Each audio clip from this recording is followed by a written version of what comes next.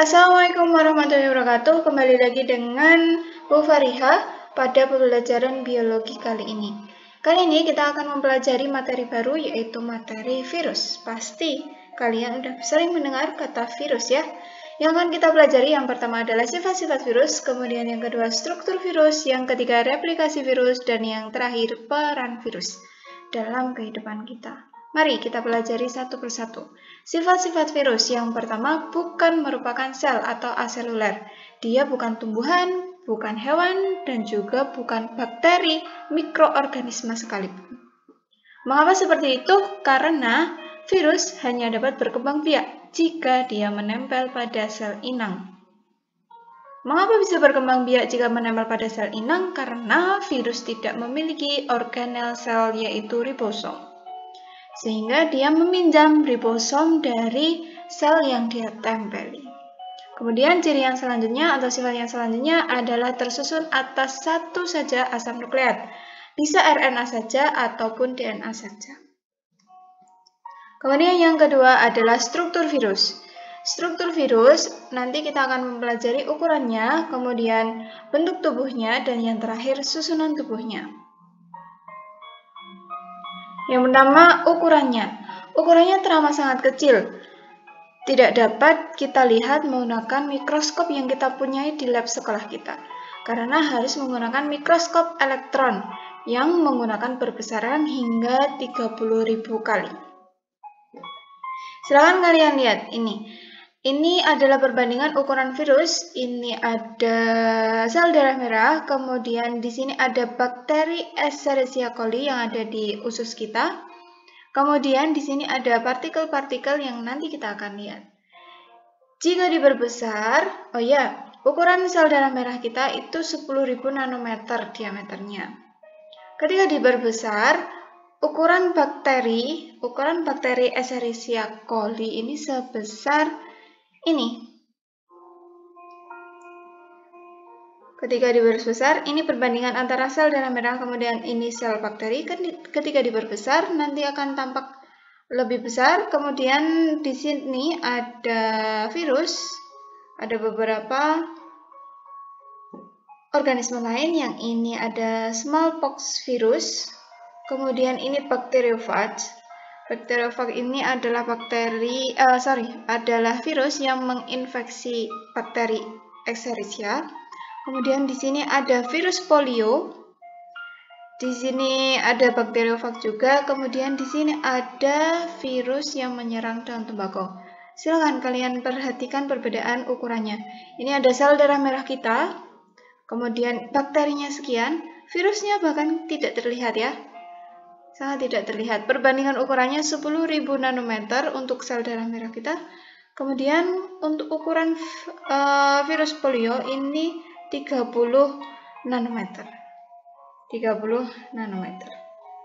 Yang ini 10.000, ini 30. Betapa kecilnya virus sehingga kita tidak bisa melihatnya hanya dengan menggunakan mikroskop cahaya. Kita harus pergi ke laboratorium yang lebih canggih untuk menggunakan mikroskop elektron. Kemudian yang selanjutnya, bentuk tubuhnya. Bentuk tubuhnya itu ada berbagai macam. Yang pertama itu ada bentuk batang. Kemudian ada batang yang ujungnya berpeluru atau tumpul gitu. Kemudian, maksudnya lancip, Kemudian ada bentuk bulat, ada bentuk filamen, ada polihedral, dan ada juga yang seperti huruf T. Yang berbentuk batang, silakan kalian lihat sebelah kanan, itu ada tobacco mosaic virus. Ini adalah virus yang menyerang daun tembakau. Nanti daun tembakonya akan menjadi bintik-bintik kuning. Tuh. Kemudian yang kedua, ini ada rhabdovirus untuk contoh dari bentuk batang ujung peluru. Kemudian yang berbentuk bulat, ini contohnya ada virus HIV dan juga ada virus influenza. Silakan ke kanan, di situ ada gambar virus influenza. Bentuknya bulat. Kemudian yang selanjutnya berbentuk filamen atau benang, itu virus Ebola contohnya. Kemudian ada yang berbentuk polihedral, contohnya ada adenovirus, silakan ke kanan. Polihedral itu seperti segi 6, contohnya ada di adenovirus. Dan yang terakhir ada virus yang bentuknya seperti huruf T. Dicontohkan ada bakteriofage, yaitu virus yang menyerang bakteri E. coli. Seperti itu. Itu bentuk tubuh virus. Nah, silakan kalian lihat gambar ini. Ini ketika kita lihat menggunakan mikroskop. Kemudian diperbesar lagi menjadi seperti ini. Kemudian diperbesar lagi, di zoom in lagi seperti ini. Kira-kira ini virus apa ya? Kalian pasti sudah tahu ini virus apa. Nah, menurut kalian ini bentuknya apa? Yang bulatkah, batangkah, benang, atau yang seperti huruf T? Kalian sudah pasti tahu jawabannya ya. Mari kita lanjutkan. Yang selanjutnya adalah susunan tubuhnya. Oke, bagian utama dari dari virus ini, bakteriofage ini adalah yang pertama itu kepala. Sekian ini merupakan kepala. Kemudian leher yang menyangga kepala. Kemudian yang mulai dari sini hingga ke bawah itu adalah ekor. Di dalam kepala ada materi genetik. Ada di dalamnya materi genetik DNA maupun RNA ya, salah satu aja. Kemudian di dalam DNA dan RNA ini ditempeli oleh kapsid atau protein-protein yang memberikan bentuk pada tubuh virus. Kemudian yang selanjutnya leher. Kemudian dia berfungsi untuk menyangga kepala ya. Kemudian untuk ekor, di sini ada plat untuk menyangga ekor. Kemudian di dalam plat ini ada semacam jarum yang nanti dia gunakan untuk menginfeksi sel inang. Nah, yang selanjutnya ini yang seperti kaki adalah serabut ekor. Ini adalah bagian-bagian dari virus bakteriofage atau virus yang menyerang bakteri E. coli yang ada di usus kita. Yang selanjutnya, ini untuk susunan tubuh ketika dia berbentuk bulat. Ini yang berwarna kuning itu selubungnya, sampulnya atau amplopnya. Kemudian di dalamnya itu ada RNA dan ada protein kapsid.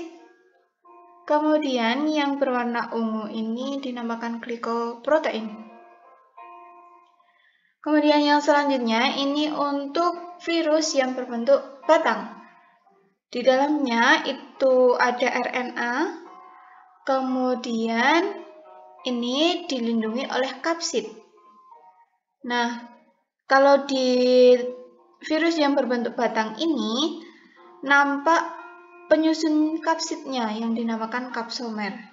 Jadi kapsid itu tersusun dari kapsomer ini terlihat. Nah, ini RNA, kemudian ini kapsidnya. Kemudian geser ke kanan, ini ada adenovirus yang berbentuk polihedral. Di dalam yang terdalam itu ada DNA, materi genetik berupa DNA. Kemudian diselubungi oleh kapsid yang tersusun atas kapsomer dan di luarnya terdapat glikoprotein. Kalau di bakteriofage tadi serabut ekor dan di sini ada jarum penusuknya untuk menempel pada sel inang. Kalau untuk kalau untuk virus-virus yang seperti ini yang digunakan untuk menancap adalah glikoproteinnya. Ini glikoproteinnya digunakan untuk menancap pada sel inang. Nah, masih tentang coronavirus. Coronavirus ini coba kita analisis bagian-bagiannya. Kalau yang ada di dalam itu pasti materi genetik, ya, baik itu DNA maupun RNA. Coronavirus ini memiliki materi genetik berupa RNA.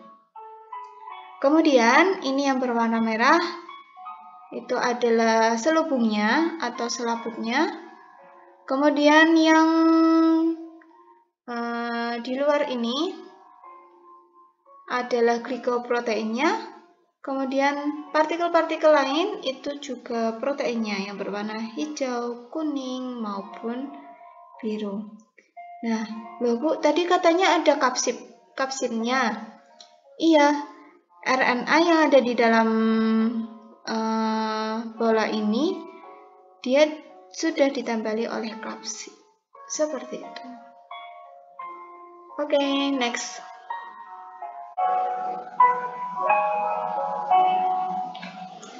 Nah, yang selanjutnya adalah replikasi virus atau perbanyakan virus. Mari kita amati satu persatu tahapan-tahapannya. Ya. Yang pertama adalah tahap absorpsi. Tahap absorpsi, ini tahap awal virus induk mencari sel inang dan mulai melakukan proses absorpsi. Absorpsi ini adalah penempelan tubuh virus pada bakteri, tubuh bakteri. Nah, menempelnya menggunakan jarum penusuk yang tadi sudah Bu Fariha jelaskan.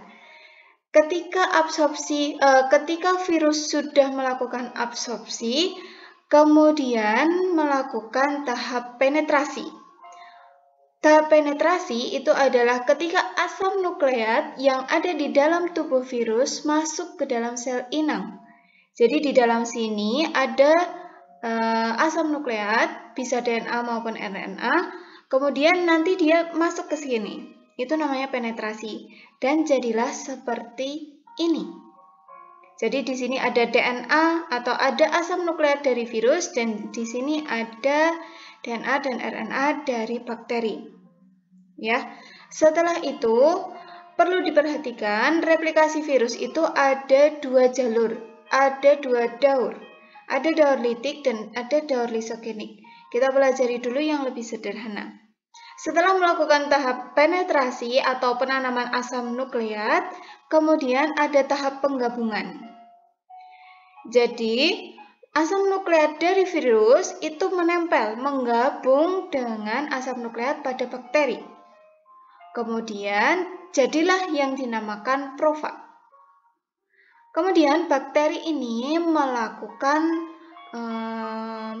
perbanyakan diri. Pasti bakteri itu melakukan perbanyakan diri. Ketika bakteri itu sudah terinfeksi DNA dari virus, otomatis ketika dia melakukan reproduksi, dia juga akan menghasilkan sel anakan yang juga mengandung DNA virus. Profag bereplikasi, setiap anaknya akan mewarisi profag. Jadi maksudnya dia membawa DNA dari virus. Begitu. Nah, ketika dia bereplikasi kembali, dia juga akan terus-menerus membentuk bakteri yang terinfeksi DNA virus. Pada kasus yang jarang terjadi, profag dapat diinduksi menjadi aktif sehingga masuk kembali ke siklus litik. Maksudnya seperti apa? Maksudnya ada beberapa kasus yang dia itu bisa kembali menjadi seperti ini.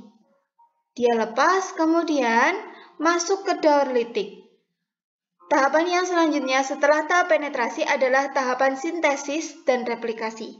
Sintesis itu adalah pembentukan bagian-bagian tubuh virus, kemudian diperbanyak.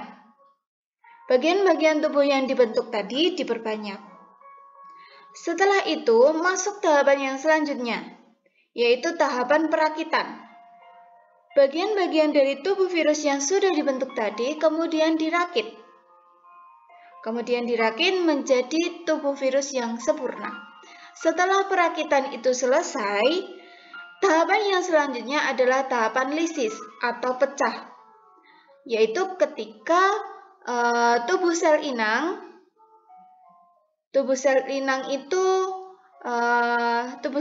pecah. Ini bisa dilihat tubuh sel inang pecah. Kemudian virus-virus yang sudah terbentuk di dalam tubuh sel inang tadi akan lepas. Kemudian nanti dia akan menginfeksi bakteri yang lain. Nah, seperti itulah siklusnya. Yang ini daur litik, kemudian yang ini daur lisogenik. Kemudian yang selanjutnya adalah peran virus. Apakah kalian pernah divaksin? Pasti kalian pernah divaksin. Nah, Peran virus salah satunya adalah digunakan untuk membuat vaksin. Ada vaksin polio, kemudian ada vaksin hepatitis, ada cacar. Bagaimana cara membentuknya? Cara membuat vaksin dari suatu penyakit menggunakan virus yang menginfeksinya, yaitu dengan cara melemahkan sifat-sifat patogen atau sifat-sifat yang menyebabkan penyakit dari virus itu. Setelah itu, dia mengembangkan sifat antigenitasnya, yaitu sifat yang melawan virus. Nah, jadi virus itu dikumpulkan, kemudian sifat patogennya atau sifat yang membuat penyakit itu dilemahkan, kemudian diangkat sifat antigenitasnya atau sifat yang mampu melawan penyakit itu. Nah, kira-kira bagaimana ya kabar vaksin dari COVID-19 yang saat ini katanya masih dikembangkan? Mari kita doakan saja semoga vaksin COVID-19 ini bisa segera terbentuk, bisa segera digunakan oleh masyarakat kita sehingga pandemi ini bisa segera selesai. Nah, itu yang menguntungkan. Tentu kita banyak mengetahui bahwa peran virus itu banyak sekali yang merugikan kita. Contohnya ada virus polio. Virus polio ini bisa menginfeksi seseorang sehingga membuat anggota geraknya itu tidak berfungsi sebagaimana mestinya. Kemudian yang paling dekat dengan kita, yang paling sering kita alami adalah flu. Flu, batuk, pilek, pusing. Nah, itu juga merupakan akibat dari adanya virus influenza. Yang selanjutnya itu ada HIV. HIV itu juga disebabkan oleh virus dan demam berdarah itu juga disebabkan oleh virus. Kiranya itu saja materi singkat hari ini. Untuk yang selanjutnya adalah penugasan. Penugasannya berupa membuat poster tentang cara penularan dan pencegahan COVID-19. Kalian bisa berkreasi dengan aplikasi ataupun kalian bisa menggambar manual dengan kemampuan menggambar kalian. Untuk ketentuan-ketentuannya, yang pertama, poster modenya mode portrait, jadi berdiri gitu. Kemudian yang kedua, silakan kalian dibebaskan mendesain dengan menggunakan aplikasi maupun menggambar sendiri. Kemudian yang selanjutnya, kalian tidak boleh mengambil poster yang sudah ada di internet. Jadi kalian download poster dari internet, kemudian dikirimkan, itu otomatis nilai kalian 0. Kemudian yang selanjutnya, silakan kalian tuliskan nama lengkap kalian di bawah judul posternya.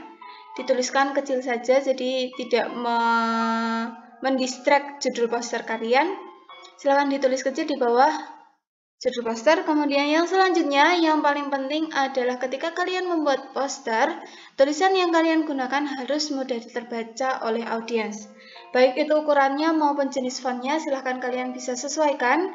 Ketika jenis fontnya terlalu meliuk-liuk, nah menurut saya itu sulit dibaca, jadi silahkan kalian pilih font yang sekiranya pas untuk digunakan menjadi poster kalian. Yang selanjutnya ini adalah contohnya. Kalian bisa searching di Google contoh-contoh poster, banyak kok. Ini dari poster di Allianz, kemudian kalau ini contoh dari CNBC. Ini ada contoh untuk pencegahan corona seperti apa, metode penyebarannya seperti apa, dan lain sebagainya. Oke, kiranya cukup sekian pembelajaran kali ini. Semoga yang Bu Fariha sampaikan bisa bermanfaat untuk kalian dan sampai jumpa di pembelajaran biologi selanjutnya. Wassalamualaikum warahmatullahi wabarakatuh.